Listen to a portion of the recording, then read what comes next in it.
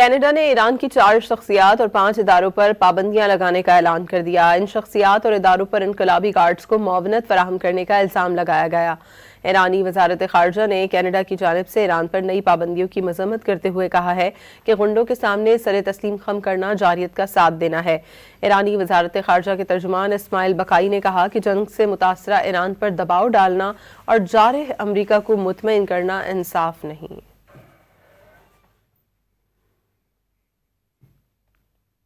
Canada نے ایران کی 4 شخصیات اور 5 اداروں پر پابندیاں لگانے کا اعلان کر دیا۔ ان شخصیات اور اداروں پر انقلابی گارڈز کو معاونت فراہم کرنے کا الزام لگایا گیا۔ ایرانی وزارت خارجہ نے کینیڈا کی جانب سے ایران پر نئی پابندیوں کی مذمت کرتے ہوئے کہا ہے کہ غنڈوں کے سامنے سر تسلیم خم کرنا جارحیت کا ساتھ دینا ہے۔ ایرانی وزارت خارجہ کے ترجمان اسماعیل بقائی نے کہا کہ جنگ سے متاثرہ ایران پر دباؤ ڈالنا اور جارح امریکہ کو مطمئن کرنا انصاف نہیں۔